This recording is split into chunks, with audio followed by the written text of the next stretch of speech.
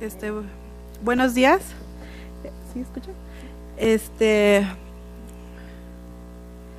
la humanidad ha empleado múltiples formas para comprender su entorno, como son los fenómenos naturales, flora y fauna. La relación que se desarrolló entre los hombres y animales se registró en pinturas rupestres del Paleolítico, donde hay representaciones de animales y cazadores, que tenían fines mágicos y religiosos, ya que consideraban que las representaciones iconográficas aseguraban la abundancia y el éxito. En Mesoamérica, la fauna fue considerada sagrada por ser misteriosa, admirable y temible, poseedora de fuerza vital y poder físico que supera a los seres humanos. Los animales obtuvieron un lugar trascendental en contextos religiosos y políticos, determinando un estatus económico y social. El venado se encuentra presente en Mesoamérica y a lo largo de su historia. En el área maya hay registros de venados desde la época prehispánica. Se han encontrado restos de osamentas en ofrendas y entierros, esculpidos en piedra, pintados en cerámica o muros, modelados en estucos, dibujados en códices y grabados en inscripciones. Se vinculó a cambios climáticos del hombre y la naturaleza. En la época colonial, el ciervo se encuentra presente en las fuentes escritas tanto indígenas y españolas.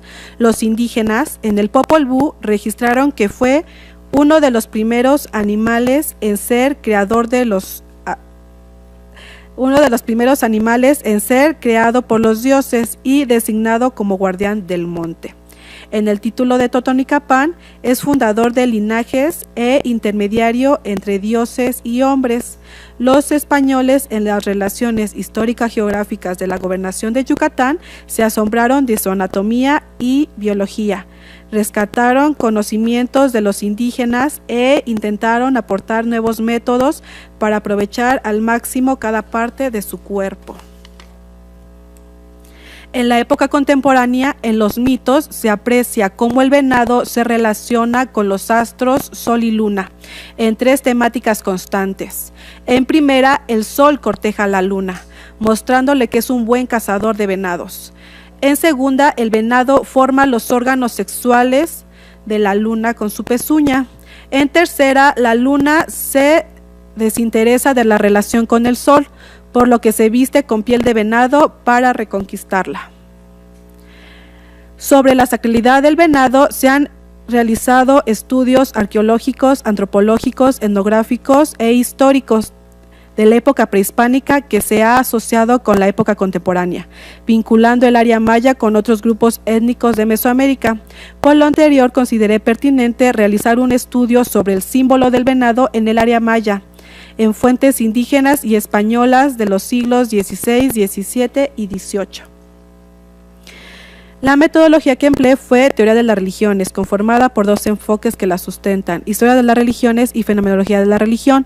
La historia de la religión dedicada al estudio de lo sagrado, que es lo nuevo, perfecto y singular, manifestándose por medio de hierofanías como por ejemplo fenómenos naturales, flora y fauna, que se hacen palpables por medio de mitos y ritos.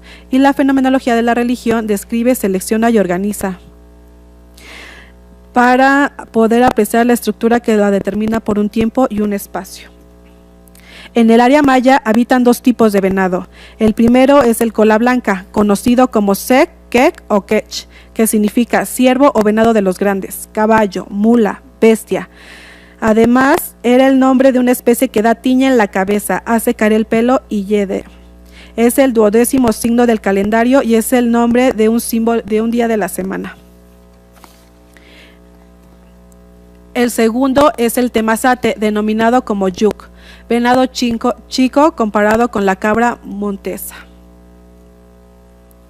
El cola blanca, por su singular anatomía y biología, fue considerado una manifestación de lo sagrado, ya que fue símbolo de fuerzas naturales y niveles cósmicos. La abundancia de la especie originó que fueran nombrados territorios, pueblos y ciudades.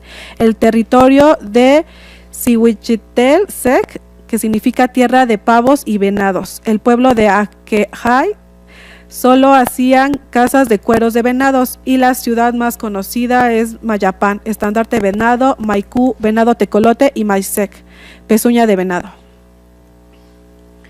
El ciervo en la zona fue desapareciendo por sus causas naturales, como huracanes, pestes y depredadores como jaguares, entre otros.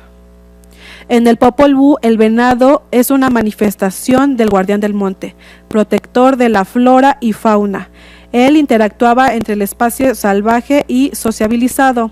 El espacio salvaje, considerado sagrado, conformado por la flora y la fauna. El espacio sociabilizado, considerado profano, donde habita la humanidad.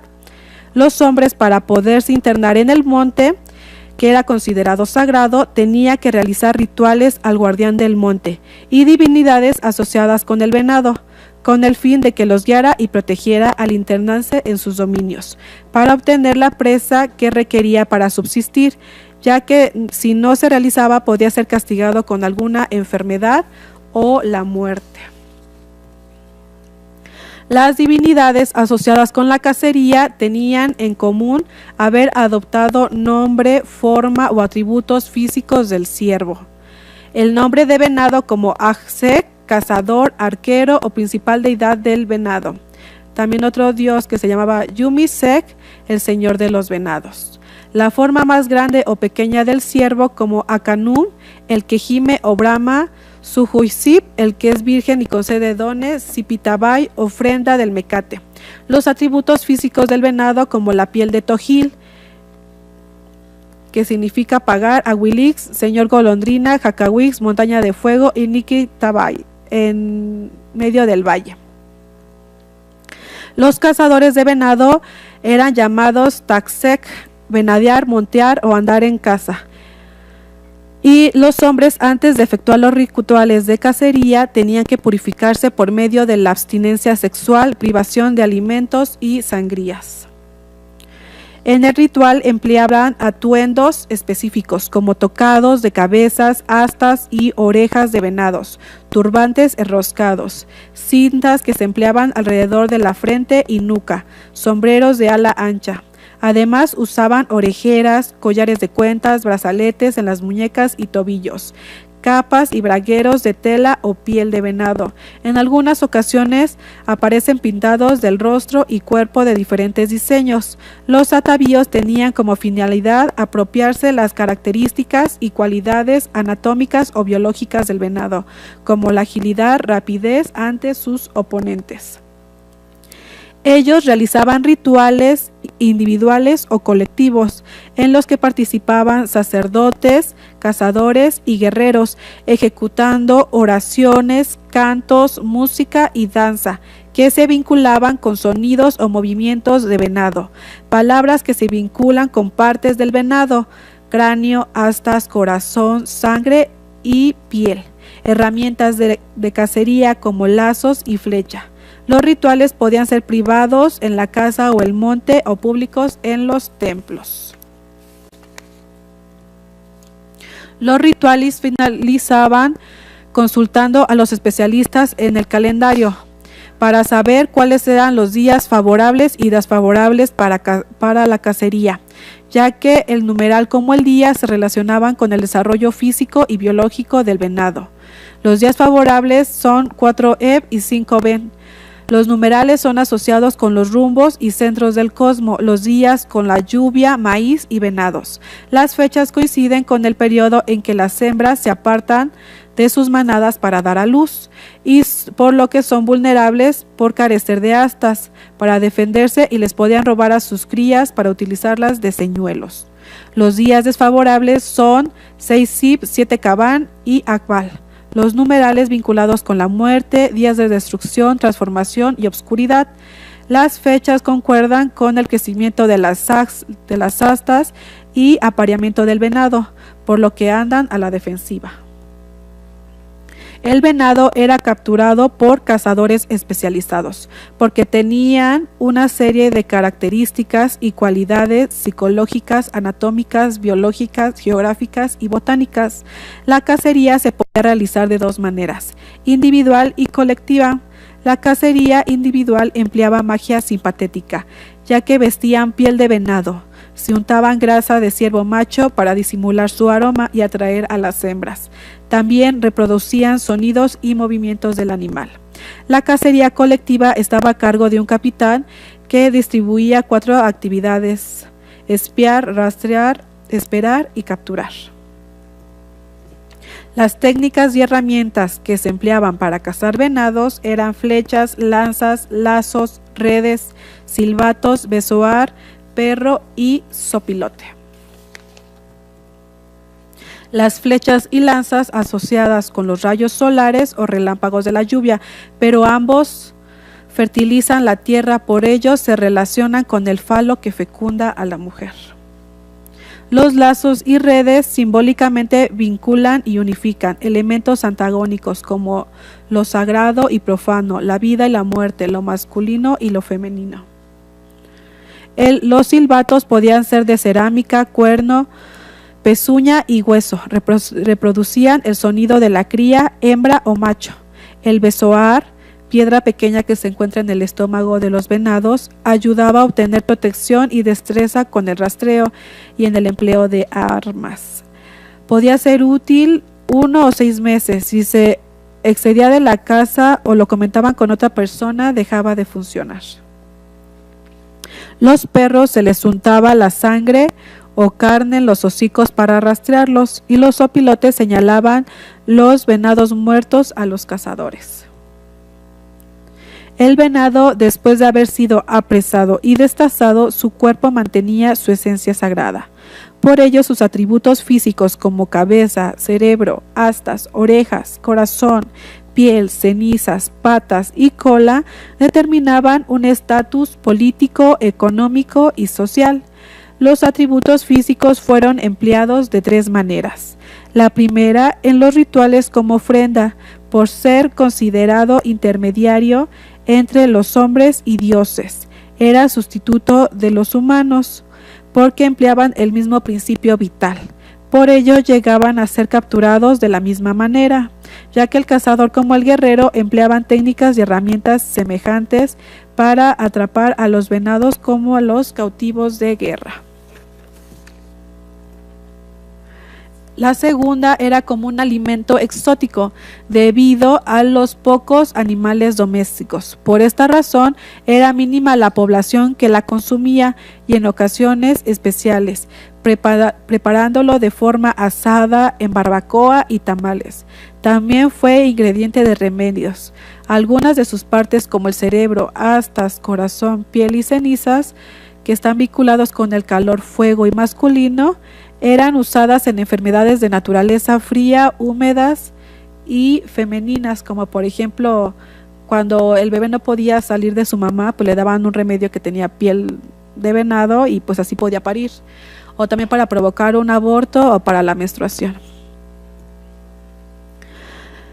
Como insignia de poder, como la cabeza, astas, orejas, patas y cola, que unificaban elementos antagónicos, vida y muerte, fertilidad y sequía, femenino y masculino. Además, elaboraban instrumentos, indumentaria como tocados, taparrabos, brazaletes y sandalias, que eran asociados con la agilidad, rapidez para esquivar a sus oponentes. Podemos concluir que el venado es una hierofanía porque unifica los 3 planos. En primera, el nivel celeste por su asociación de la forma de sus astas con los astros, sol y luna. El asta como el rayo solar, fuente de luz, calor y fecundador. El asta como luna menguante que se encuentra en constante transformación y perpetuo retorno. En segunda, el nivel terrestre por su vínculo con sus pezuñas y cola con la fertilidad de la flora y la fauna, representadas con las lluvias que fecundan a la tierra como el semen a la mujer. En tercera, el nivel del inframundo por su relación de su sangre, carne y piel empleadas como ofrendas que serían utilizadas como intermediario entre los hombres y los dioses. Gracias.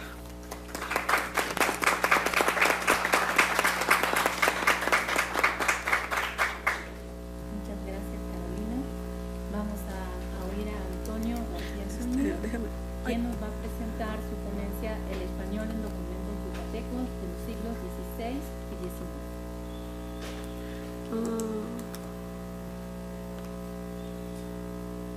¿Se quiere pasar para acá?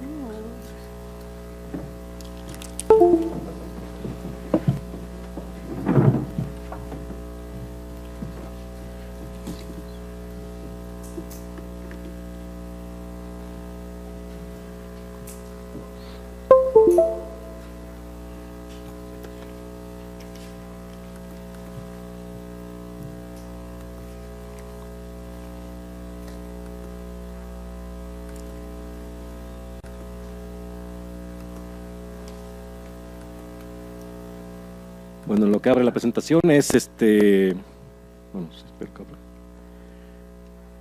es traer de nueva cuenta a discusión el español yucateco. O sea, como si todavía faltara algo por decir, vamos a revisar qué habría de nuevo revisando el español yucateco a partir de los rastros que hay en documentos coloniales. No encuentro dónde está. Ahí está. Entonces, el objetivo es argumentar que es necesario hacer algunas cuantas ponderaciones, algunos apuntes respecto al español yucateco, y en el caso de que sea necesario ajustar lo que sería su delimitación y su definición, algo en lo que en particular no se ha trabajado a lo largo de la historia entre los hispanistas, ¿sí? Se va a recurrir a algunos aspectos que no se han tocado respecto al español yucateco o no son materia frecuente de estudio, como es el aspecto sintáctico y el aspecto histórico. Entonces, la pregunta que va a guiar la investigación es si el español hablado en Yucatán, Yucatán entendido como ¿qué? Como la entidad federativa actual, la península en su totalidad, como una sola variedad de español o como diferentes variedades del español, dependiendo la entidad. Entonces, el español hablado en Yucatán es solo aquel que está influenciado por el maya, o es aquella variante del español que, además de lo anterior, presenta rasgos muy particulares que incluso llegan a diferenciarlo de otras regiones en las que hay contacto lingüístico, ¿sí? En particular, por ejemplo, con las lenguas mayas, que sería lo más inmediato, o con lenguas, como ya mencionó Fidencio, que están cerca. Chontal, tal vez no cerca respecto a algo geográfico, pero sí en cuanto a lo lingüístico con el chortí.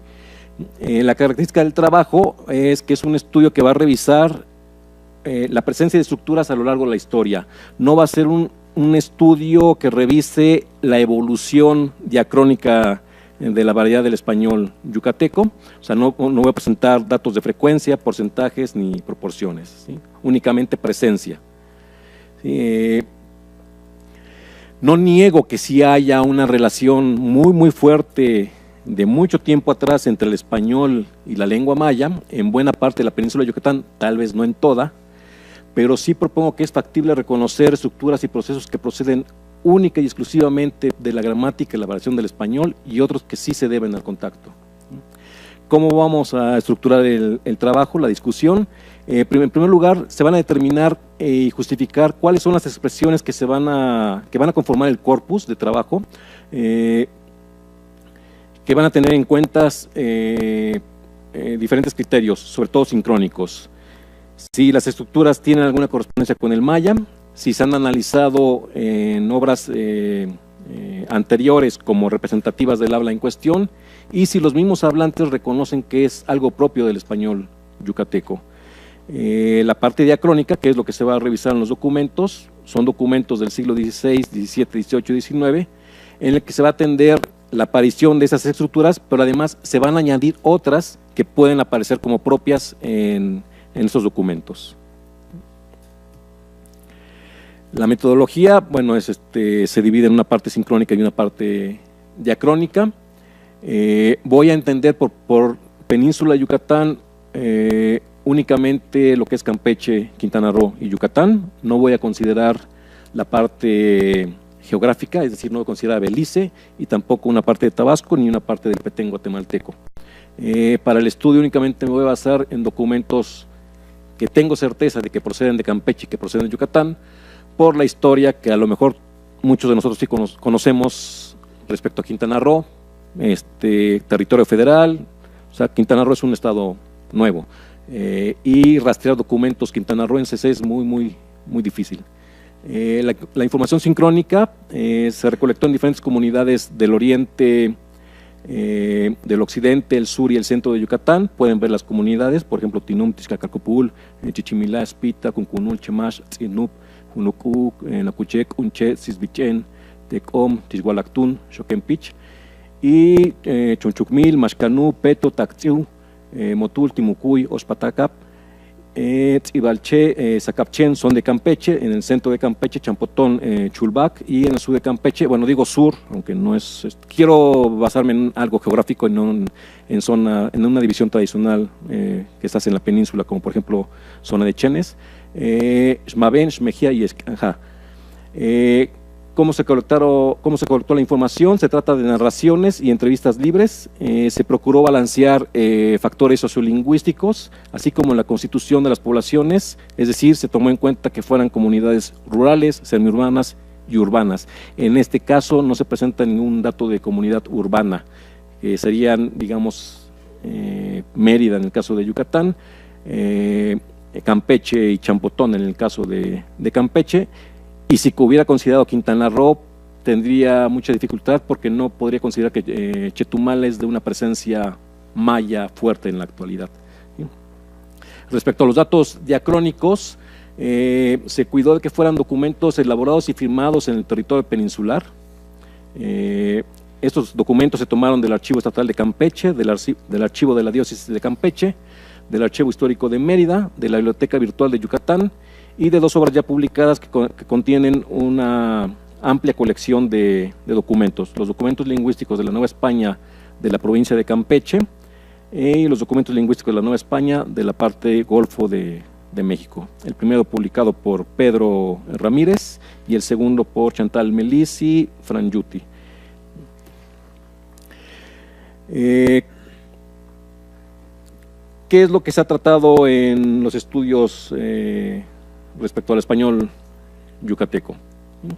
Se ha puesto énfasis en diferentes niveles, pero destacan dos. Aquí vamos a tomar en cuenta más niveles. O sea, el léxico, el fonológico son los niveles tradicionales, se va a tomar en cuenta el sintáctico, no se ha tomado en cuenta demasiado el sociolingüístico. En esa presentación te van a tomar también datos o factores como del tipo identitario, del tipo diatópico.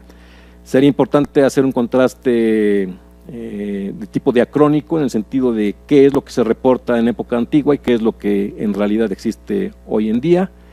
Y el estudio que les presento es de índole netamente histórica. Entonces me voy a basar únicamente en dos, en el sintáctico y en el histórico. Bueno, el español yucateco, y aquí en este centro de investigación se sabe mucho de esto, porque uno de sus fundadores, el maestro Lope, es el que más ha trabajado la variedad del español yucateco. Entonces, el interés por esta variedad del español no es nada nuevo. Sin embargo, hay características muy particulares en todos los estudios. Se tratan básicamente del léxico procedente del maya, y la fonología, la influencia de la fonología maya en la fonología española, en el territorio citado. Apenas hay algunas cuantas investigaciones que empiezan a considerar otros factores, como la sintaxis y la diacronía, pero la constante sigue siendo la misma. Resaltar el contacto, trabajar aspectos léxicos, sobre todo léxicos, pero no hay un análisis que haga un reflejo de lo que hay en la lengua de astrato en algunas localidades y lengua de sustrato en otras. Es decir, se habla de que es una influencia del maya, pero nunca se revisa la parte del maya. ¿Sí? Únicamente se dice, esto hay en español yucateco, procede del maya, pero no hay una revisión de lo que hay en maya. Y también se pueden discutir las comunidades seleccionadas para los estudios, porque en algunos casos se trata de comunidades en donde no hay presencia fuerte ni de mayas, ni del maya todos los días, ni de transmisión de la lengua. Entonces, ¿qué se ha tratado? Respecto al léxico, el español yucateco se define que usa un español arcaico, Se incorpora palabras mayas y hay calcos semántico-contextuales de estructuras mayas. No sé, el ejemplo típico sería quitarse, me quito de aquí, es decir, me voy de aquí, que procedía del lukul, del verbo maya para irse. Respecto a la fonología, alargamiento de vocales, especialmente las tónicas, lo que daría lo que muchos llaman el tonito yucateco. Hay una suplantación de F por P, entonces hace rato nos presentó Pidencio su presentación. Hay una aspiración, hay una despalatalización, niño, no se estudia nunca la palatalización de la secuencia NI, o sea, Daniel. Hay una articulación oclusiva de la B, de G, y no hay una fricativización, lo que han llamado en algunos casos que se tiene una pronunciación inyectiva. Hay una articulación bilabial al final de palabra. Hay una existencia de retrofleca que nunca se ha tomado como algo que pueda definir la variedad del español yucateco, y tampoco se ha estudiado que es una variante caribeña sin aspiración. Respecto a los pocos trabajos que hay de sintaxis, se resalta la concordancia del número con el verbo haber, habemos, pero esto está presente en otras variedades del español. El orden de palabras, que sí es muy algo muy destacado del español yucateco. Yo voy a señalar que el orden de palabras es más notorio en la negación.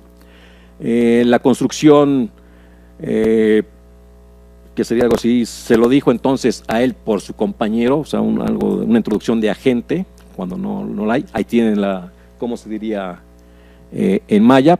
Ya Fidencio me podrá corregir. Y en la diacronía se destaca que es el léxico, lo importante, y es un léxico identitario que procede de diferentes orígenes, entre los que se pueden destacar el marítimo, el caribeño y el comercial.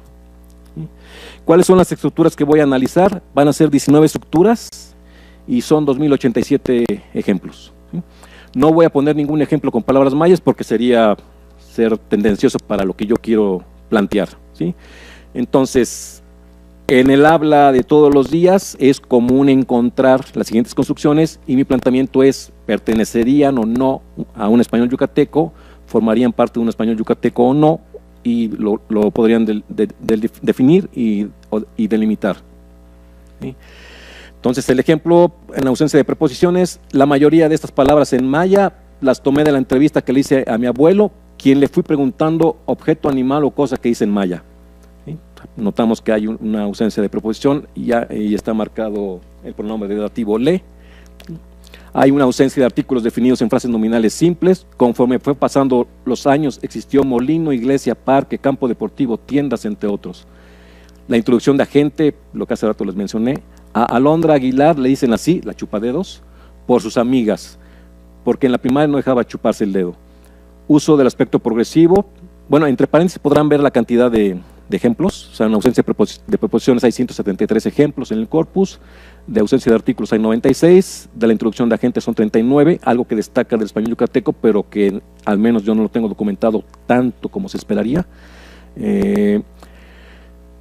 El uso del aspecto progresivo, la información que presento de estos datos los fui obteniendo de la abuela, tíos, papás. Uso de locativos en personas, no es el mejor ejemplo el que les puse, pero en solo una persona pudo obtener un buen número de palabras de este tipo. Les digo que no es un buen ejemplo porque eso se puede hacer el parangón de crees en mí, tienes confianza en mí, donde usamos un locativo para marcar una persona, pero sí hay una generalización del significado prepositivo, esa sería la idea, ¿no? Por ejemplo, llegar en el pueblo y no llegar al pueblo. No hay concordancia en número en verbos. Gabriela Ken Ay era mi compañera de secundaria. Recuerdo que un día se cortó sus flecos rectos y no le quedó parejo. No, quedó en singular y la referencia es flecos rectos, plural, ¿sí? No hay concordancia de género en críticos de objeto. La gallina voló y no lo pudieron agarrar. Hay combinación de relativos. De esta misma forma han dejado rasgos en los cuales se han ido transmitiendo de generación en generación. Posición de la negación es lo que les mencionaba, y el orden de constituyentes, no así él lo tiene dicho, ¿no? Donde sí, con la negación es una estructura rígida, sujeto, verbo, y cuando lo hay, objeto, ¿no? Sustitución de mientras, cuando, en tanto que, por en que me quité del pueblo comenzó a llover. Es una estructura que no se ha considerado nunca en los trabajos de español yucateco. Sustitución del verbo auxiliar haber por tener, algo que se suele considerar. No tiene leído el cuento. Uso del verbo hacer para suplir acciones del español. Lo choqué porque el guiador no hizo alto. Loísmo, ahí la gente era explotada y maltratada por los dueños de la hacienda. No los pagaban bien y no había mucha comida para ellos. Leísmo, es un gusto saludarle. Generalización del subjuntivo ante partícula introductoria. No sé la historia muy bien, pero he escuchado que diga mi mamá que Ekbalam se llama así por las ruinas que hay y que Ek viene de la palabra sucio. Omisión del copretérito, por cuestiones personales los habitantes de Xcumil, que eran originarios y ejidatados de Temozón, sacaron a los que no pertenecen al ejido, sacaron a los que no pertenecían al ejido. Sustitución de preposición por locución adverbial, se le dice así, Sotz, porque le robó un pavo a su mamá para que pueda vender y seguir tomando, o sea, para venderlo o para que pudiera venderlo, hay un cambio de régimen. Etapa intermedia en el proceso de gramatificación del complemento directo preposicional, el jefe aporrió los revoltosos, ya en el español general se esperaría otro comportamiento, el jefe aporrió a los revoltosos, y el imperativo, que lo diga para que lo vean. Ahí pongo los dos tipos de imperativo que pudiera ver en maya. Ashnen, bueno, no es el mejor ejemplo, amárrenme, o kak asnaken, sería la estructura refleja de lo que hay en español. ¿Qué pasó en los documentos? Ausencia de preposiciones sí encontré, ausencia de artículos definidos en frases nominales simples también encontré, así como la introducción de agente mediante preposición, el uso del aspecto progresivo, uso del locativo en personas y generalización de significados prepositivos, no concordancia de número en verbos, no concordancia de género en enclíticos de objeto, sustitución del verbo auxiliar haber por tener, eloísmo y etapa intermedia en el proceso de gramatificación del complemento directo preposicional. ¿Qué pasa con las otras estructuras? Nos cabría preguntarse, ¿pertenecerían o no al español yucateco dependiendo si aparecen o no a lo largo de la historia de esta variedad de lengua? Entonces, en documentos no encontré combinación de relativos, posición de la negación y orden de constituyentes, sustitución de mientras, cuando, en tanto que, por, en que, sustitución del verbo auxiliar haber por tener, uso del verbo hacer para suplir acciones del español, generalización del subjuntivo ante partícula introductoria, omisión del copretérito, sustitución de preposición por locución adverbial e imperativo. Pero además, en el documento encuentro otro tipo de estructuras que son una constante en todos los documentos. Que respondió Cristóbal que pues sus centenados lo hacían y comían de ello. Y uno escucha el español yucateco actual y está mucho de ello. Suspendió dicho señor este acto para pedirle al señor teniente de rey interino mandase al intérprete de los naturales concurriese a este y los demás casos que puedan ofrecerse en el curso de esta causa. A muchos hablantes de otras variedades del español les choca en cuanto a impacto, no de molestia, el uso de mandase. ¿Y por qué no mandara? ¿No? Que es algo más habitual en México.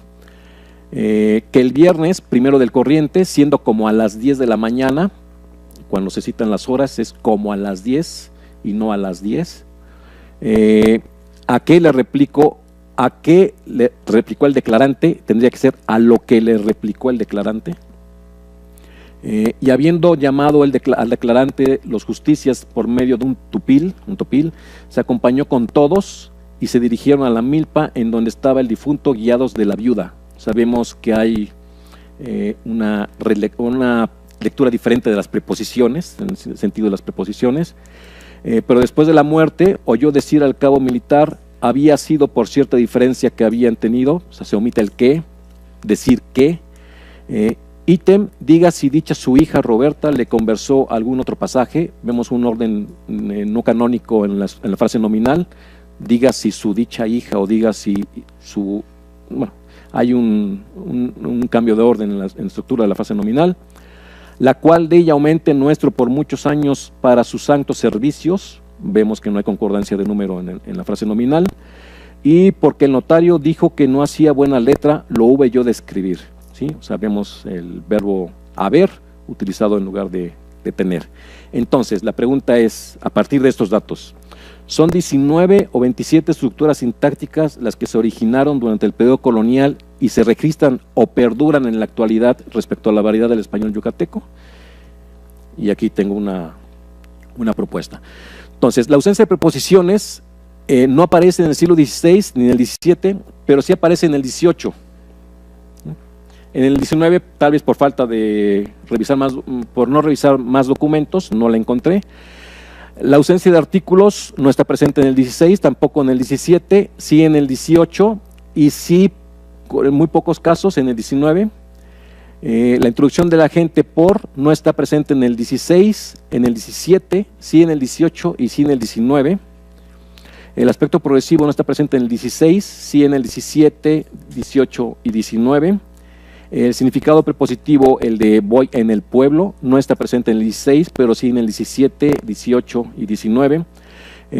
No hay concordancia de número verbal, está presente en todos los siglos. La combinación de relativos no está presente en ninguno de los siglos revisados. La posición respecto al orden de la negación no está presente en ninguno de los siglos. La sustitución mientras, en que, en tanto que, por en que, no se encontró en los documentos. La sustitución del auxiliar haber por tener sí está presente en todos los siglos.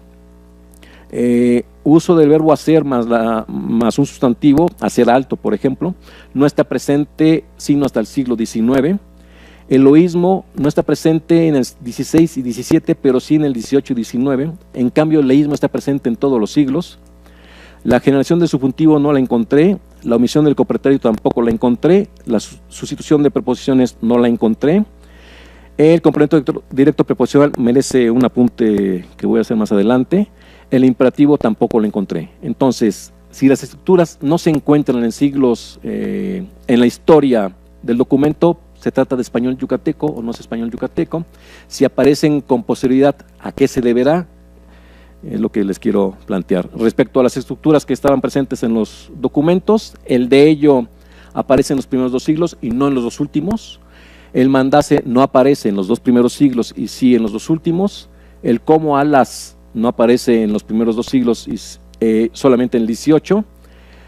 A lo que, sin el lo, aparece en el siglo XVII y XVIII. La interferencia en valores prepositivos sí aparece en los siglos XVII, XVIII y XIX y no en el primero. Decir sin el que no aparece en los dos primeros siglos y sí en los dos últimos. La estructura anómala, la voy a llamar así, de la frase nominal no está presente en el XVI y XVII, pero sí en el XVIII. La no concordancia en frase nominal, en número, está presente en los dos primeros siglos, pero no en los dos últimos. Y el V de escribir está presente en los primeros tres siglos y no en el último.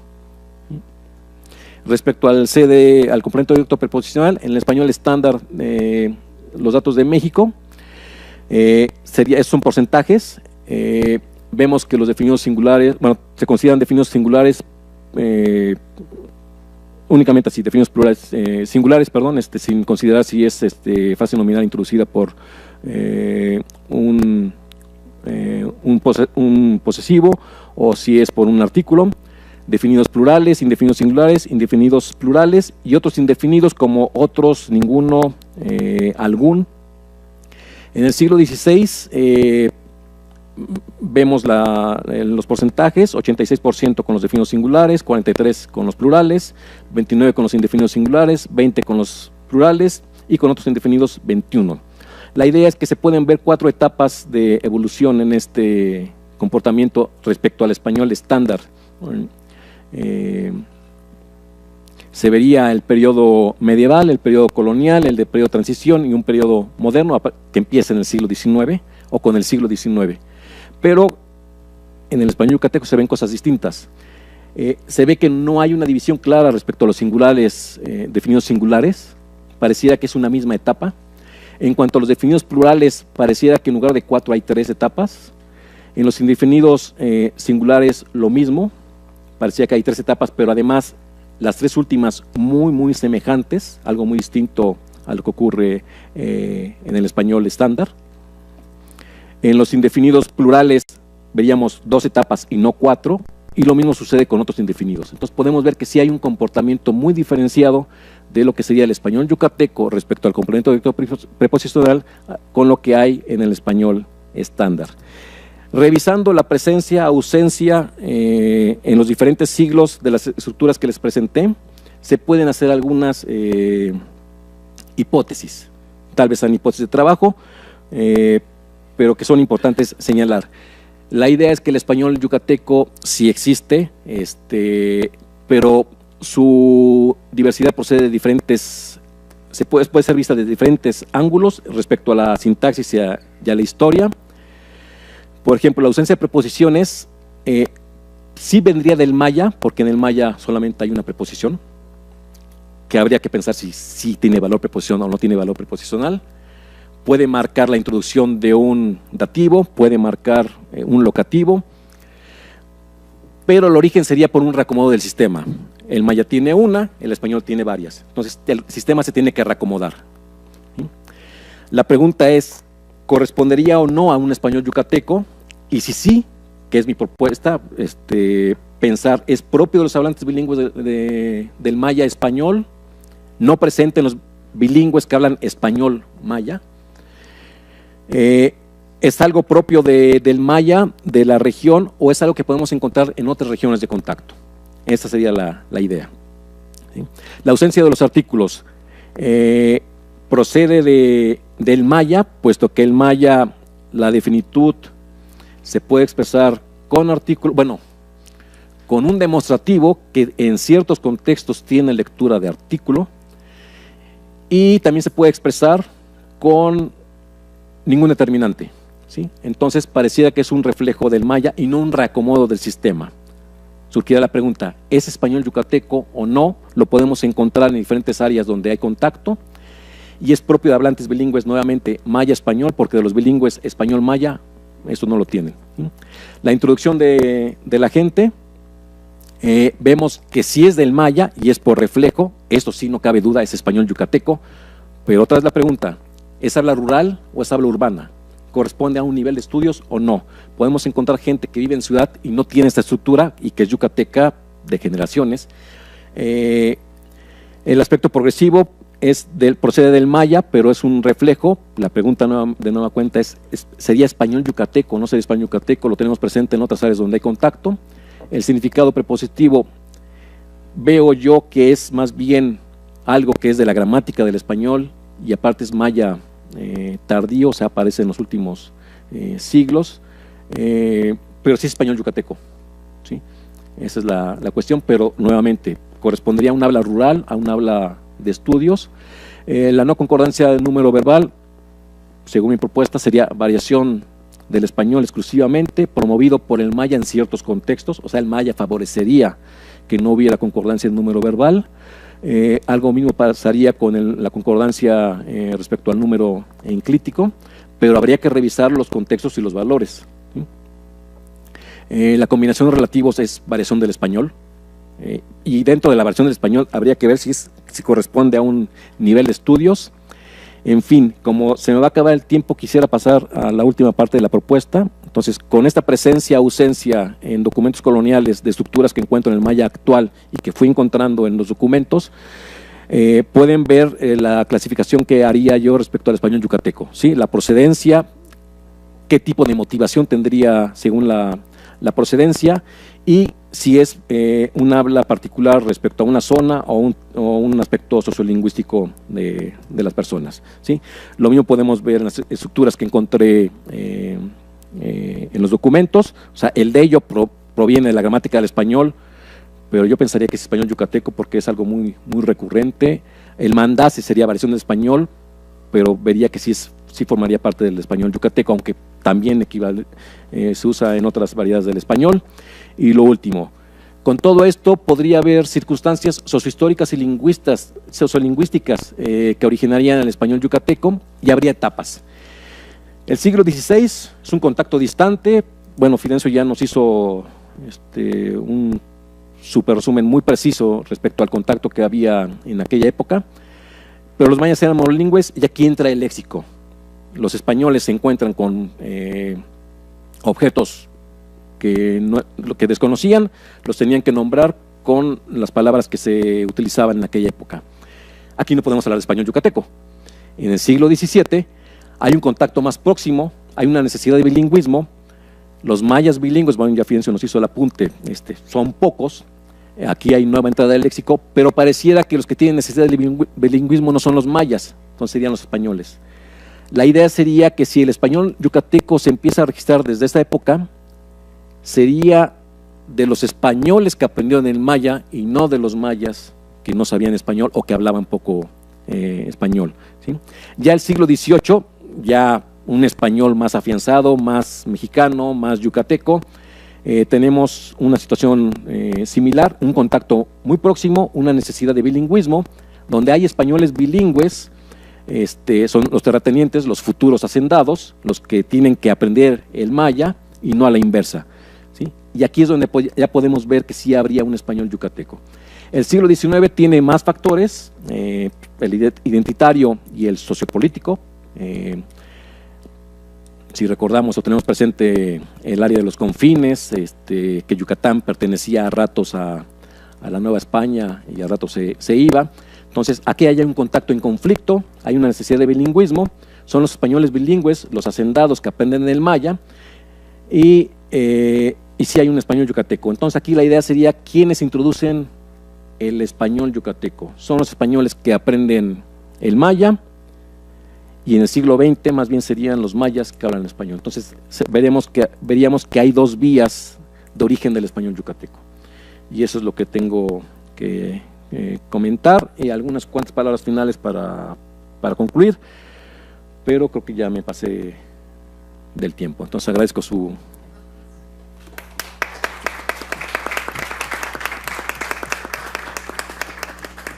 Muchas gracias, Antonio.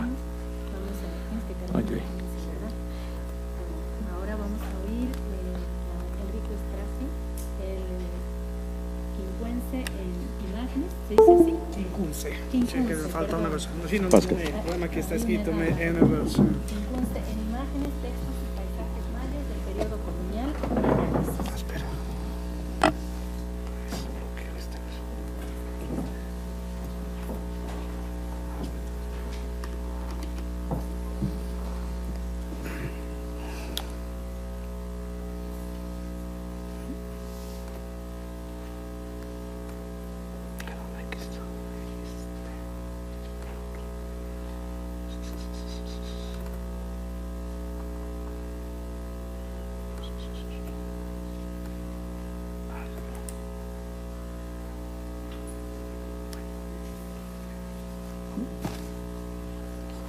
Mi va a servire.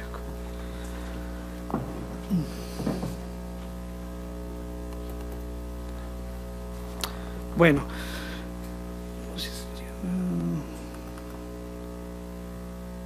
antes que todo, quiero decir, yo no soy, yo no me considero un historiador, fundamentalmente podría decir que la ponencia tiene que ver con una visión etnográfica, como un etnógrafo que conoce a alguien de la cultura maya e interpreta unos documentos coloniales.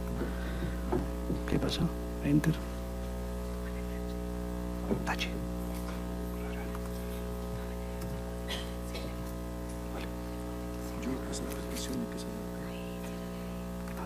Ah, ok, perfecto. Ya está. Bueno, entonces, por eso lo voy a decir ahora. Bueno, no sé cuántos de ustedes son conocedores del área maya, y ni la mayoría serán historiadores. Consideren que yo soy sí arqueólogo que antropólogo.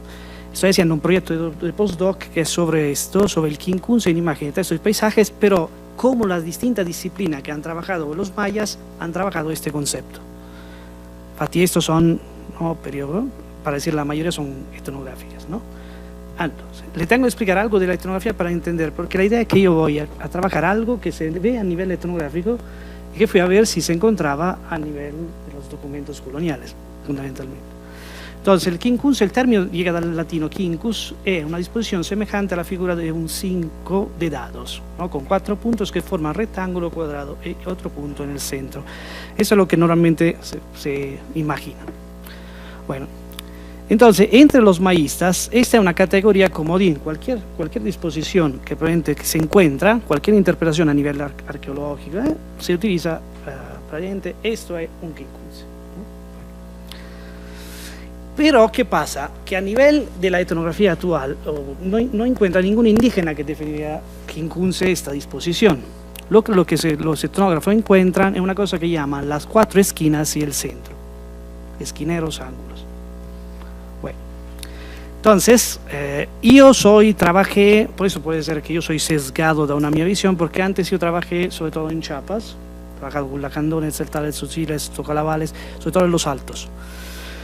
Entonces, ahí es claro que hay una visión con un centro que es un ombligo del mundo, que en otras lenguas puede ser corazón, puede ser varias cosas, ¿no? Pero hay 4 esquinas. Bueno, según Medina, el quincunce constituiría la síntesis de esta concepción espacial. Entonces sería fundante, una cosa fundamental, fundamentalmente.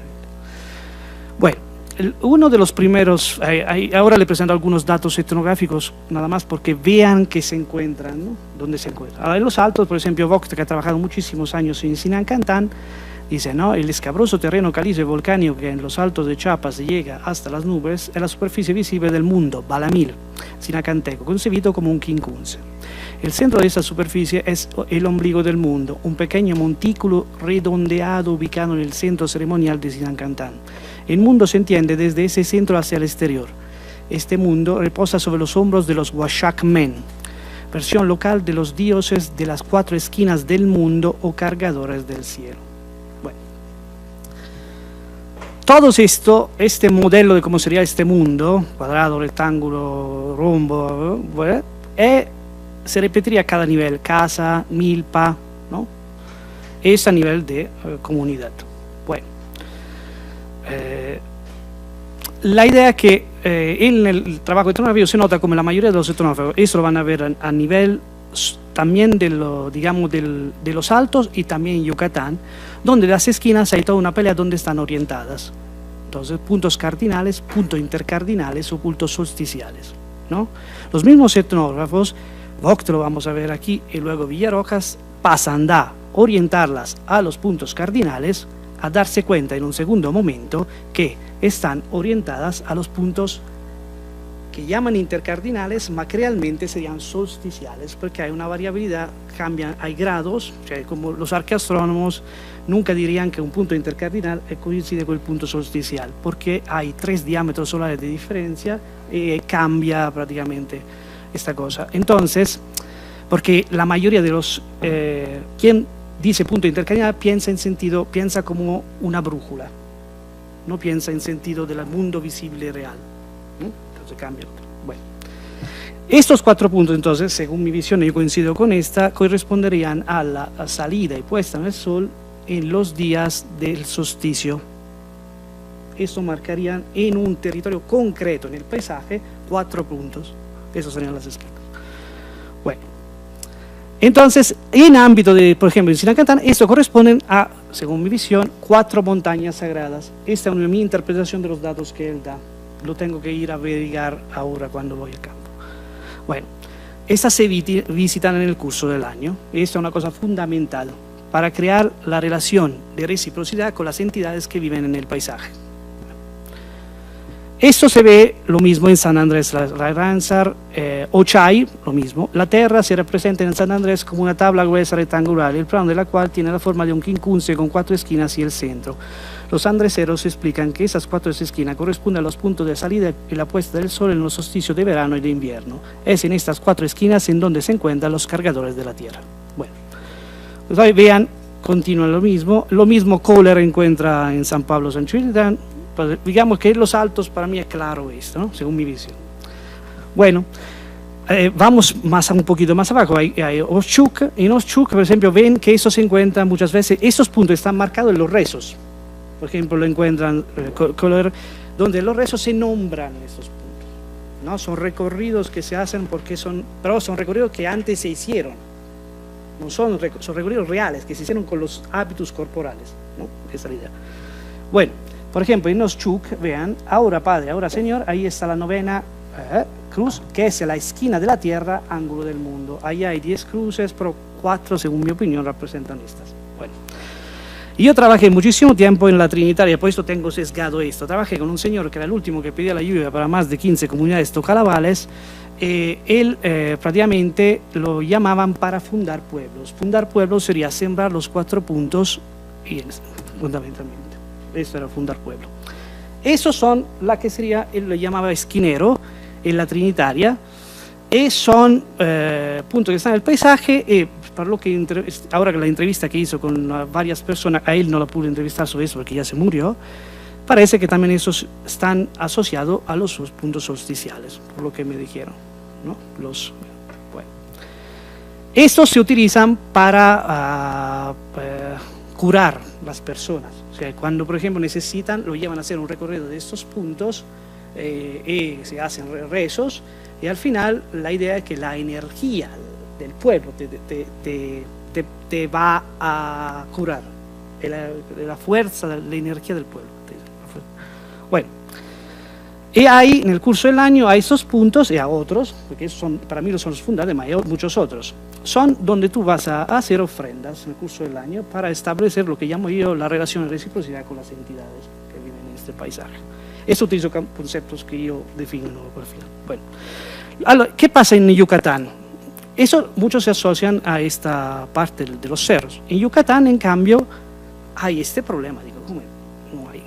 ¿Cuáles serían? Ahora, en Yucatán, lo mismo, Villarojas, que trabaja en Chancom, habla que hay, la aldea es concebida con cuadrilátero que contiene 4 entradas principales dispuestas en los 4 puntos cardinales. Estas 4 entradas se consideran las 4 esquinas del pueblo.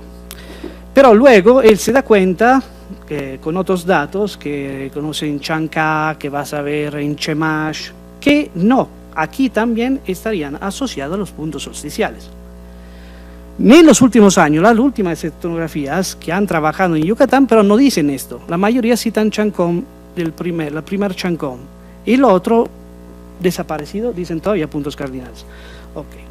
Él utilizaba titular esta figura para mostrar bien, ¿no? Entonces los puntos solsticiales, bueno, con lo que le faltaría son los grados. Bueno, de todas las etnografías hay John Sosa, que dice que prácticamente él habla este mundo que los mayas llaman Inyancolbá, esta es una comunidad que está en Valladolid, este mundo que los mayas llaman Uyolcab es descrito por el pueblo en general de forma cuadrada, con sus 4 esquinas o cantuc correspondientes a lo que podríamos llamar puntos intercardinales. Y luego dice en cambio que son puntos solsticiales. Allora, lo importante, está basada en las regiones del horizonte donde se observa la salida y la puesta del sol.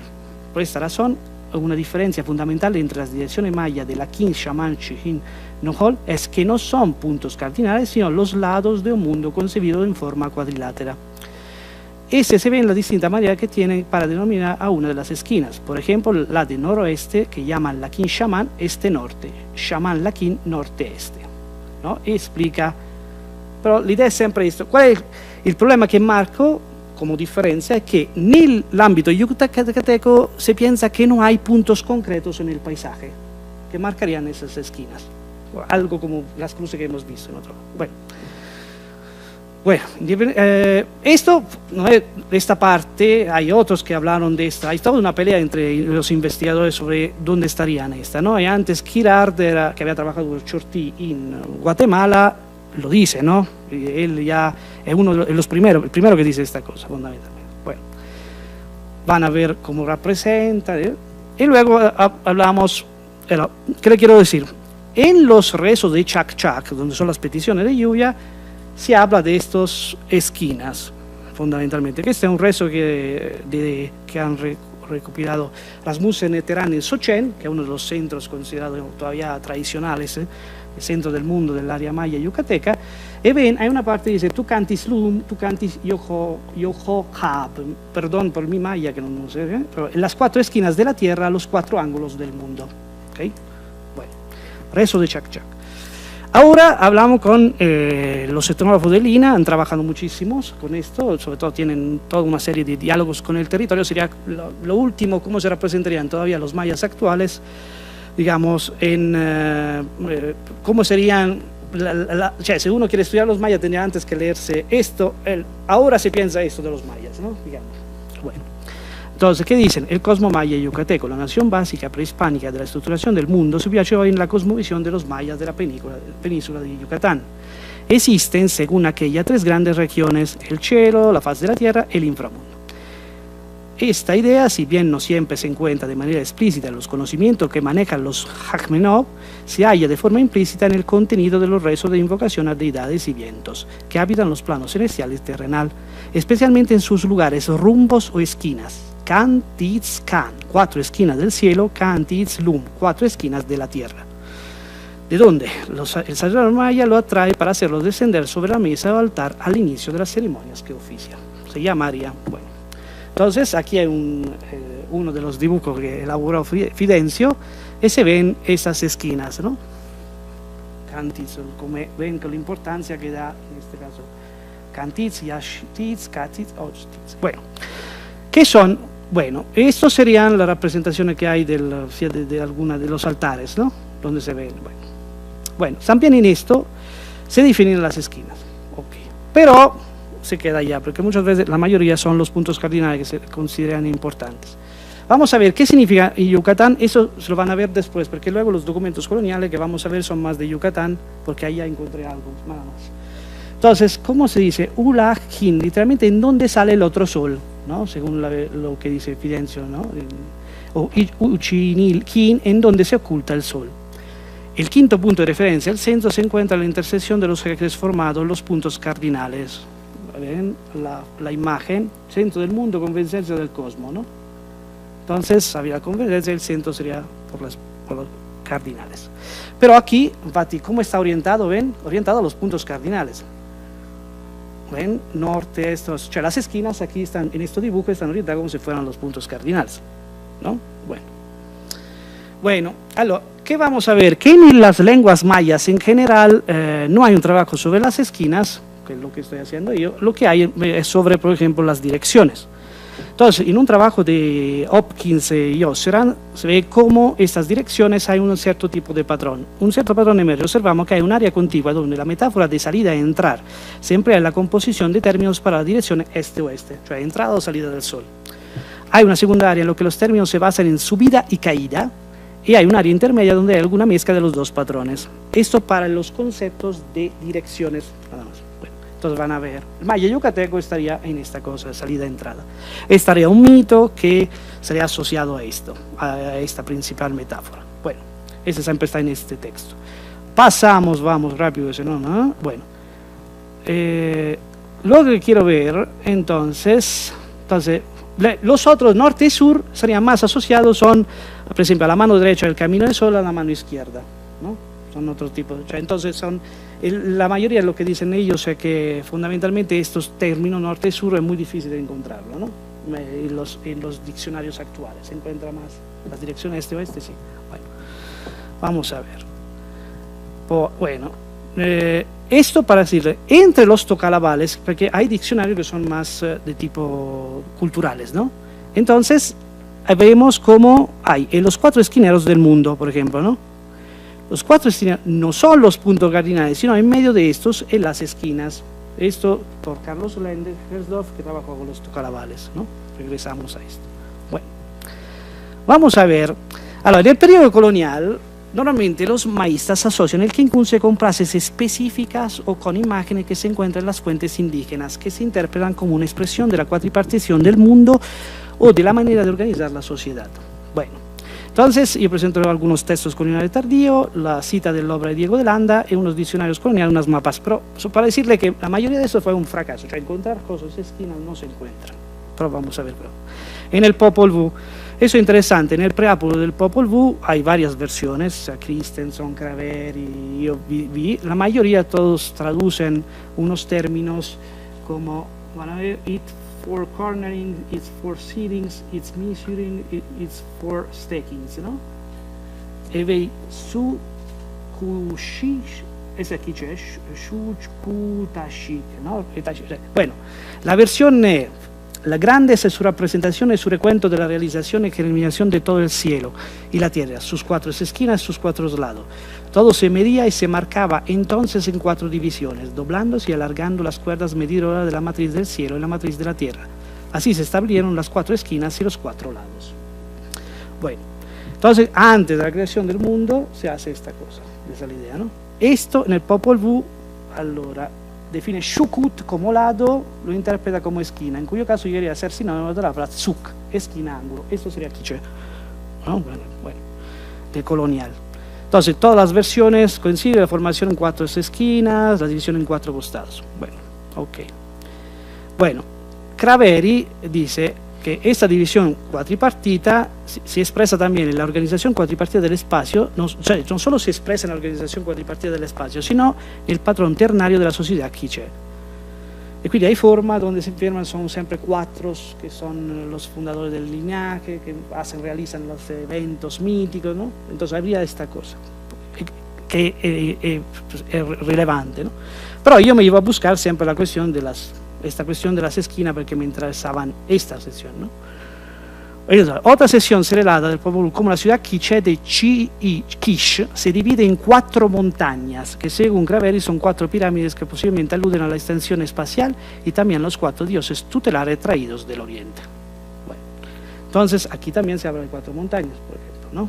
En el ámbito de la lucha. Bueno, en el título de Totonicapán tenemos esto, no tiene que ver con las esquinas, tiene que ver con otra cosa, de lo que vi. Esto no lo hablamos por esto.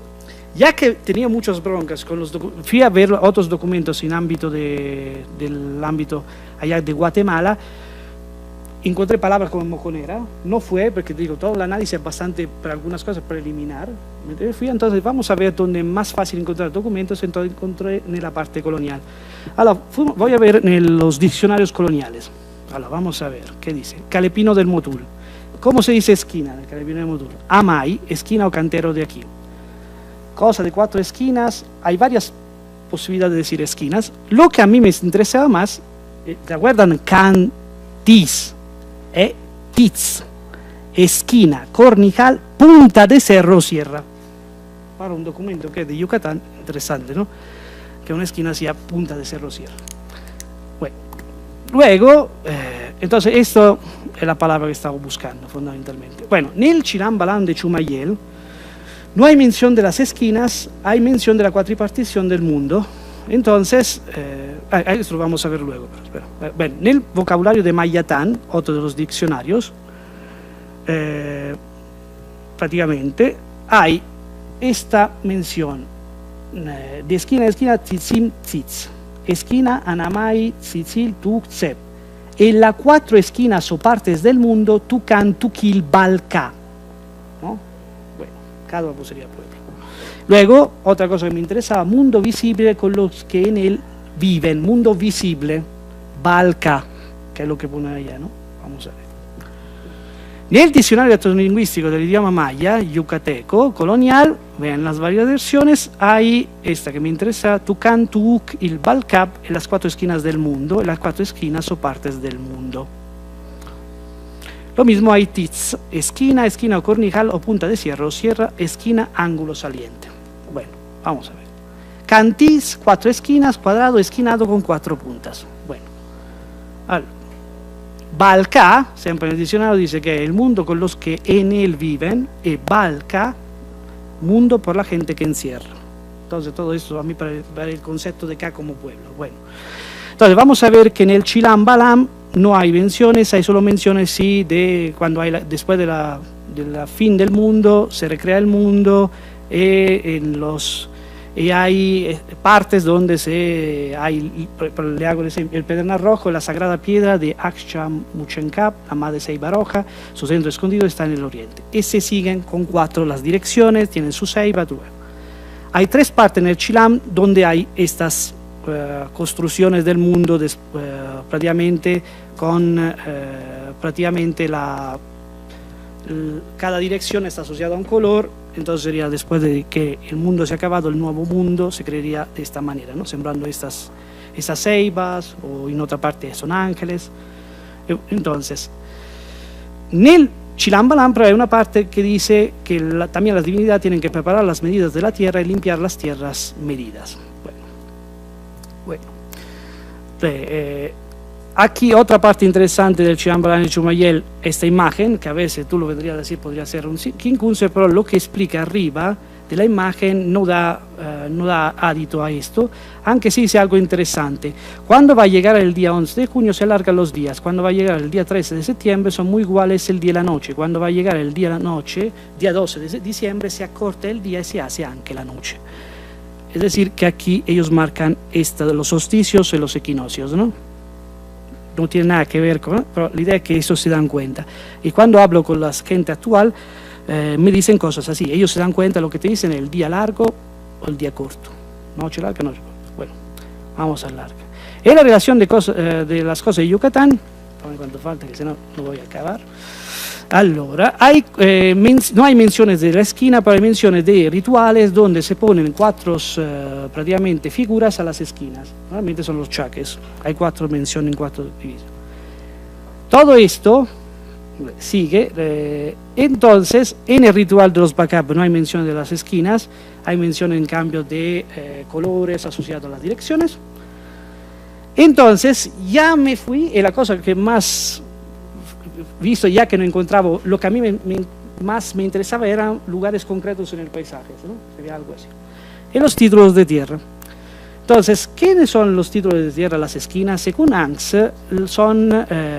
se encuentran categorías como TITS, no TITS, SISINA, que aparentemente sería una versión mala del concepto de esquina en español, no SIDINA, Great Corner. E quindi, estos son lugares lungo el perímetro en el cual las direcciones cardinales cambian significativamente, cioè son cambios significativos. Eso serían. Perfecto. Y esto lo vamos a ver luego, ¿se acuerdan por los títulos de tierra? Bueno, en los papeles de los Shu de Yaksha hay una parte que se puede asociar al Kinkunse, eso lo dicen también que Tzada y Okoshi, él dicen la cuatripartición, porque ven que hay el fundador del linaje de los Shu que está en el medio de 4 árboles. ¿Ven esos 4 árboles? ¿Los ven? Debajo de él hay estos 1, 2, 3, 4. Y de allá el centro sería lo que sale de su parte posterior, digamos, ¿no? Eso sería la representación del Kinkunse, ¿no? Es una visualización de la cosmología maya prehispánica. Entonces, en esto ellos están avanzando. Fui a ver en los mapas si encontraba algo. No, para mí no se encuentra o no se puede rastrear.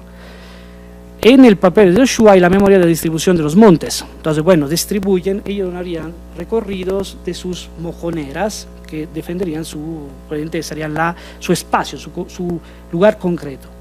Bueno, aquí no hay mención de concepto ni de esquina, ¿no? Hay otras cosas que pero lo vamos a saltar, porque si no, no va. Estos son algunos mapas donde se ven, cioè la parte redonda para mí representa el horizonte, pero no hay concepto de esquina, no hay el cuadrado, ¿no? Entonces, es una visión del horizonte. Hay mapas de Ancancher. En el códice de Calquini se encuentran un par de visiones del concepto de esquina, donde hacen esta, pero no representan lo que por el momento yo busco, ¿no? Lo que buscaba. Entonces, por ejemplo, ¿no? Ven, Sicina, no, Sicina es que aspetto, 8, 14. Allora, en la 8, ven, esta es la esquina de este monte, ¿no? Por ejemplo, 14, esta es la esquina de los montes de los Mopilá también. Bueno, son definiciones así que no me van a dar algo de muy específico, ¿no? La 14 de acá es lo mismo, ¿no? Ok, bueno. En esta otra, en el códice de Calquini, lo mismo, en la 1, esto es interesante. Bueno. En el códice de Calquini hay una cosa que texto, sí. Espera. Antes de todo, hay una cosa que sí no encuentro en las esquinas del códice de Calquini, pero para mí encuentro lo que sería el centro del mundo de Calquini, que sería aquí en el cenote de Ishalim, así se llamaba donde estaba erguida la Sagrada Ceiba antes. Normalmente allá sería la Ceiba donde estaría el centro. Entonces, según mi visión, este sería el centro de la comunidad. Bueno, pero pasamos al otro, porque lo más interesante, si no, no va a acabar. Hay otro, el códice de Nakuk Pech. Yo no encontré solo la versión en español, pero Hans da una cita en su Convertis Word y dice, ¿dónde está? Dice una parte donde dice, Sicinae, así, to the south of the well, as a corner, there is a stone mound. Okay, bueno, está también eso. Lo que más me interesa, lo que quiero que ustedes vean, para mí marca algo, es el recorrido de Yaxcucul. Ahí hay 2 documentos, Yaxcucul 1 y 2. ¿Dónde está? ¿Ven dónde está la comunidad? Acá. Bueno, en este documento, hay 2 documentos que, datado 1544, Luego hay toda una discusión si son verdaderas o no. La idea es que el segundo sea posterior porque se utilizó en un litigio legal. Bueno, este es el primero. En este van a ver cómo ven marcado con negro son lo que ANCS y que en el documento se dicen que son esquinas, pero con el concepto, esto lo van a ver, que a mí me interesa. Nel dibujo la 24 non è una esquina, él marca como una esquina, ma él, nel documento no dice que es una esquina. Esto es el posterior. ¿Ven que cambia las esquinas? Aquí son 4, él dice 5, ma dopo vamos a ver que en su documento aquí son 6. Cambia. Él dice teeth, corner, 4 del primero, nonostante nel dibujo marque 5, en cambio nel dorso habían 6. Bueno, vamos a ver, lo que quiero que ustedes marquen, que para mí marca algo de interesante, no sé si estoy yo. 35. Allí se encuentra el mojón en el ángulo principal de la tierra esta. Allí se tiró.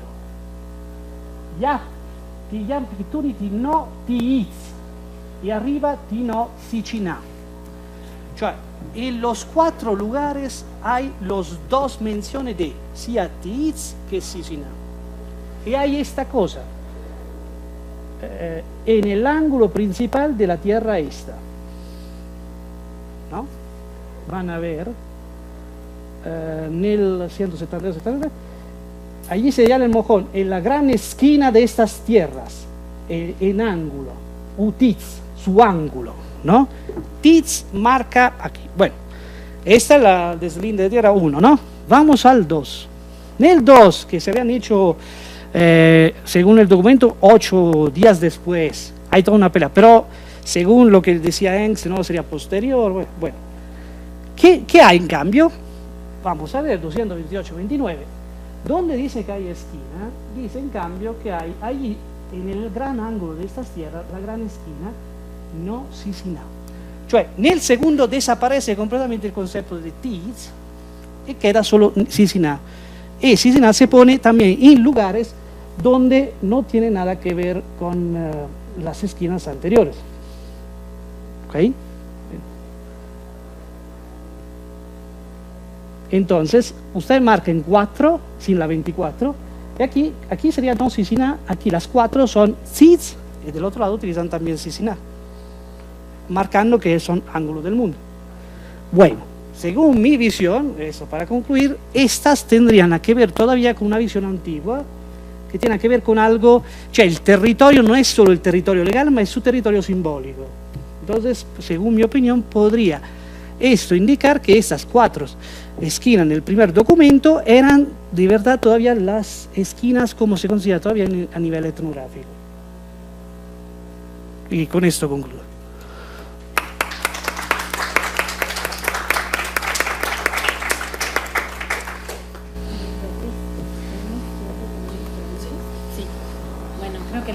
Fue muy variada y muy interesante, entonces tenemos tiempo para unas preguntas y por favor abro la consideración del público lo que quieran comentar. Nadie que se atreva. Bueno, si no se atreven voy a hacer preguntas yo. Carolina, una pregunta. ¿Es posible apreciar en el corpus de imágenes que analizaste grados de abstracción en las representaciones de los venados y si eso tiene alguna correlación en lo que estás estudiando? Es decir, en la presentación me quedó la impresión que como que todos los venados que presentaste fueron parecidos. Sin embargo, si hay usos específicos, esa sería una pregunta. Y la otra es si la cacería del venado se distingue de manera particular de otros tipos de cacería que lo que describiste de los modos de cacería del venado, más allá de la simbología del venado, si es particular de ese animal o si se comparte con otras cacerías. Bueno, por ejemplo, yo revisé los documentos, pero al analizar las imágenes, yo también pensé que todos los venados eran igual, pero si se dieron cuenta en la diapositiva que puse que sea realmente una diferencia entre el venado cola blanca y el de mazate rojo, cómo lo representan, también por ejemplo hay representaciones femeninas y masculinas, porque por ejemplo los femeninos pues no tienen astas, ¿no? Y los machos pues tienen sus grandes astas y marcan muy bien sus testículos, ¿no? Que es su mayor representación. Y también hasta representan como los ciervos bebés, yo podría atreverme a decirlo, ¿no? Y también con relación de tipos de, o sea, cada cacería, o sea, por ejemplo, hay diferentes cacerías para las aves, para los peces, hay diferentes rituales y se hacen diferentes, podríamos decir, conjuros, ¿no? O sea, sí hay gran diferencia para cada tipo de ritual. Y yo creo que, como dije en mi ponencia, o sea, un cazador de venado tiene que tener determinadas características, porque tenía que conocer la biología y la fisonomía del venado, ¿no? Y cómo se asociaba con la naturaleza para poderlo hacer, ¿no? Y al fin y al cabo, tanto los rituales, yo creo que y todo el procedimiento de la cacería tenía en sí un fin para mantener la especie, o sea, también no era así como nada más vamos a cazar porque tenemos hambre, ¿no? O sea, tenía que ser de forma nada más lo necesario, porque si no iba a haber pues, ¿cómo se dice? Pues extinción del venado, ¿no? Que en una parte de la ponencia también lo dije. Muchas gracias. Sí. ¿Alguna pregunta del público? ¿No? Sí, por favor, sí. Una muy breve para Antonio, me quedó muy claro, no sé si se puede rápidamente, en algunos ejemplos de quiénes son los el retiro ejecutivo lo demandas, la construcción de obligación, a ver, no me quedaba claro cuál era el criterio, no sé si quiere, en la cabeza es erróneo, pero el criterio para hacerlo específico del territorio yucateco o de las variantes yucatecas, porque pensamos muy rápidamente 16 y después más allá de ser lingüística, porque ya el propio dialecto nativo, pues hay una correlación de preferencias en las formas de pretérito base y ara, bueno, digamos que no parece quizás las variantes mexicanas históricas puedan individualizarse, pero digamos el dialecto del español ibérico pues, se utilizan las dos con diferentes digamos preferencias por cuanto al estilo y el haber de incluso estaba pensando en una eran tres, la tercera que es el dello igual de los documentos de todo tipo de los siglos XVI y las pocas cosas del XVII pues hay una construcción bastante habitual que no llama para nada la atención los documentos del español central geográfico del español así, ibérico entonces no sé si podría en fin, explicar un poco más cuáles son ese criterio digamos histórico que le hace a pensar en esos tres ejemplos concretos documentada pues me venía un poco a la cabeza y lo hacen singularizarlo como español yucateco como español normal además en registros escritos pues más estandarizado en esos ejemplos Sí, más bien la idea es la contraria. O sea, no decir que es español yucateco. Entonces, que se hayan escrito en la literatura como español yucateco, sí, entonces sería por dos vías. Que haya sido descrito como español yucateco y yo lo encuentro, no lo encuentro documentado en los textos que revisé, me permitiría suponer si en realidad pertenecería a un español yucateco o sería algo que provendría de la gramática y de la variación del propio español. Entonces, en el caso de ello, que es algo muy común escucharlo en Yucatán, y es más, no tanto en otras regiones del país, alguien lo podría encasillar como español yucateco. Y pues vemos que justamente es la variación, ¿no? Cómo solucionar partitivos, cómo es una solución, es multiusos, ¿no? O sea, no solamente tiene que ver con partitivos. En el caso, lo mismo que Mandase, uno va a Yucatán y llama mucho la atención de que al menos gente de mayor edad lo use con mayor frecuencia. Entonces un investigador podría decir, bueno, es español yucateco, pero derivaría de lo mismo, sería variación del propio español. Sí, exacto. Sí, la idea sería la opuesta, pero gracias por la pregunta.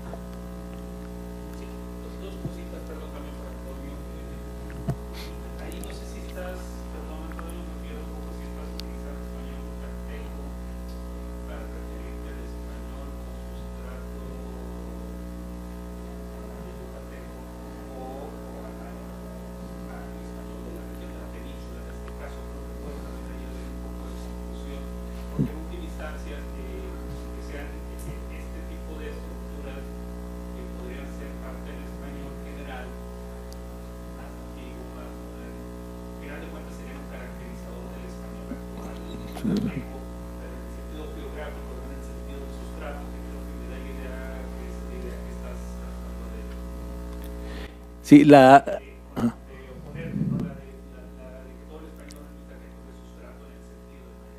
exactamente, o sea, encontraría las dos vertientes, tanto de sustrato como de astrato, ¿no?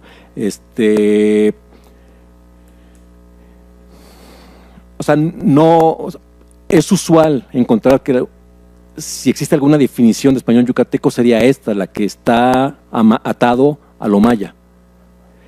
Y mi idea es, no toco esto, salvo que lo revisen documentos si aparece o no aparece y hacer una propuesta de si sería un maya como reacción al sistema, un maya reflejo, pero a mí me interesa la otra parte, la que no tendría que ver tanto con el maya y tendría que ver más con el desarrollo del español. Aunque distingo las dos construcciones, esta deriva del español, de la gramática del español, de la versión del español, y esta del maya, sí habrá construcciones que derivan del español que pertenecerían a este español yucateco hablado en la región en la actualidad y como un uso generalizado. Por eso también cuando en la propuesta yo digo es español yucateco, hago la aclaración, pero bueno, habla rural, habla urbana. Entonces habría que hacer todavía mayor número de anotaciones, pero creo que lo principal sería no solamente basarse en el sustrato, sino incluir el astrato, no solamente ver que es reflejo del maya, sino ver más posibilidades, considerar esas posibilidades que vienen de la gramática del español y ver si dependen de algún tipo de factor sociolingüístico, ¿no? Entonces vemos que la definición de español yucateco, desde mi perspectiva, no es como nos la han querido ver, sino es muchísimo más compleja y más rica. Sí. Por favor.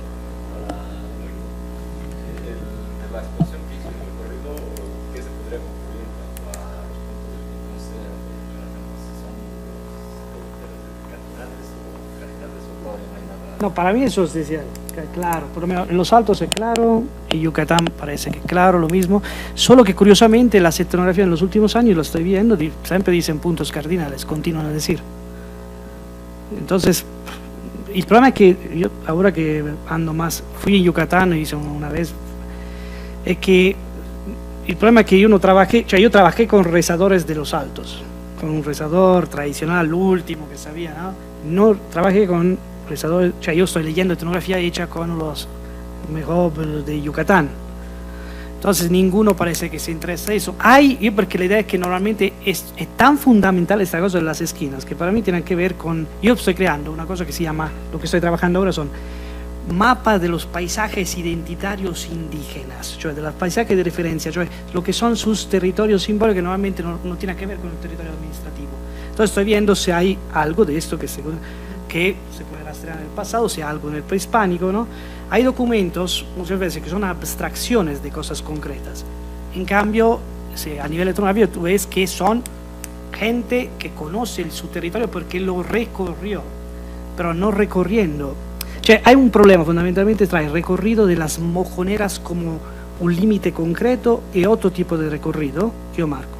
Porque ahora tú encuentras también recorrido, el recorrido de mojoneras se encuentra porque los ejidos hacen recorrido de mojoneras por funciones históricas. Lo hacen por ejemplo, los linajes recorren sus territorios. Esto sería otro territorio simbólico que marcaría su visión, su paisaje fundante, Y serían esas 4 esquinas y otros puntos donde ellos se van haciendo lo que yo defino recorrido ritual, marcando en el paisaje todo un sistema de puntos unidos por senderos que van a estos lugares, ¿no? Entonces, yo estoy haciendo esto, pensando de una manera, creando estas cosas que, por ejemplo, tenían una función también para mí actual, ¿no? Viendo si hay algo de esto que continúa en el tiempo, porque la idea es esta, que todos dicen, no, hay algo que queda en otra España. O sea, el problema fundante es que en Yucatán no estarían puntos concretos en el paisaje que marcarían esas esquinas según la citonografía, porque ninguno lo habla. Pero curiosamente, cuando hacen la protección, hacen rituales de protección de los, prácticamente de las milpas, o de, por ejemplo, también no solo de las milpas, pero también si tienen ganado, van a hacer un ritual donde van a hacer las ofrendas a las esquinas. Curioso que no haya a nivel de pueblo. Si no hay a nivel de pueblo, puede ser que ya la influencia, la hispanización fue tan fuerte que ya tuvieron que quitar esta cosa. Entonces, una cosa posible, por eso es una hipótesis posible, que no, el chac-chac lo hacen así porque ya no pudieron ir a los lugares porque ya los perdieron, por ejemplo, ¿no? Podría ser. Entonces lo hacen ya, se tuvieron que, ¿no? Hay varias posibilidades. Yo porque te digo, lo estoy viendo en esta manera, pero no habiendo trabajado etnográficamente en Yucatán, solo hablando con varios ancianos, porque me tocó hacer un recorrido para Linali, y me decían, no, hay puntos, pero en Yucatán es como si todo esto ya está en mucho, yo lo veo, es como si hay un mayor grado de occidentalización, ¿no? La llamaría, para lo que veo respecto a los altos, ¿no? Entonces, quién sabe, ¿no? Tendrías que ver bien más, cada lugar es distinto. Ahora, porque esto lo estoy haciendo también Tulum, con los Crusoe, los descendientes, fui allá porque había leído que allá tienen otro concepto, que se llama Cabo, que se utiliza más en Quintana Roo y en otras partes, que puede ser que son las entradas, no se sabe bien. Fui a ver dónde estaban las cruces, 14 años atrás había ido, había hablado con un rezador tradicional para ver, luego yo me fui a trabajar en los altos y ya no están las cruces, ya están vendidos los terrenos de las cruces, esta que habían protegido, que habían correspondido a las esquinas, porque yo voy allá a ver si hay la salida opuesta del sol. O sea, mi idea, quién sabe en el futuro se podré, era irme, si todavía existe Yaxcucul, a ver si coinciden estos puntos que dicen con la salida opuesta del sol allá. Eso sería la parte mayor de los solsticios. ¿Alguien más que quiera hacer una pregunta? Bueno, yo en relación también contigo, creo que me inquieta un poco que hay una serie de indicadores diferentes que están buscando, uno que son visuales, inclusive referencias mapas o documentos escritos, y otros son que a nivel léxico, ¿no? En la primera parte de tu ponencia dicen que quitaste de tu búsqueda la expresión mojón y en el documento más rico en realidad es esta expresión principal a la que sí. El punto al que quiero llegar es a mí me parece que quizá habría hacer una búsqueda amplia de estos elementos policémicos si lo quieren buscar en los documentos escritos para ver un poco más a ver si aparecen bajo otras denominaciones. Ese sería un punto. Y la otra cosa que me inquieta si es una representación de un espacio ritualizado, me parece un poco contradictorio, digo interesante, pero contradictorio que aparezca en el documento de limitación de tierra, porque es muy evidente ahí, ¿no? Cuando se visualizan, ¿no? Los espacios. Sin embargo, también podría pensarse que no son tan evidentes porque no sé qué tan explícitos se quieren hacer esos recorridos rituales, qué tan socializables sean esos recorridos. Y hay otras cuestiones de la movilidad de esos espacios, porque tú mismo mostraste cómo los pueden documentar.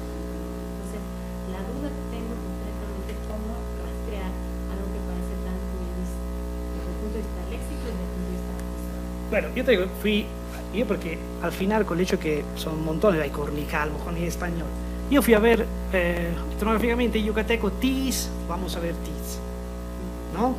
Cantis lo tiene, bueno, vamos a ver Tis. Y me fui más por Tis, hoy tengo otras marcado cornical, Huat, otro, ¿no? Bueno, porque aquí no presenté todos, ¿no? Había otros, pero el documento que para mí resulta más llamativo es esto, porque según mi visión representa a alguien que conoce cómo era antes la visión del mundo, y cuando tú le dices, ¿dónde llegan tus límites?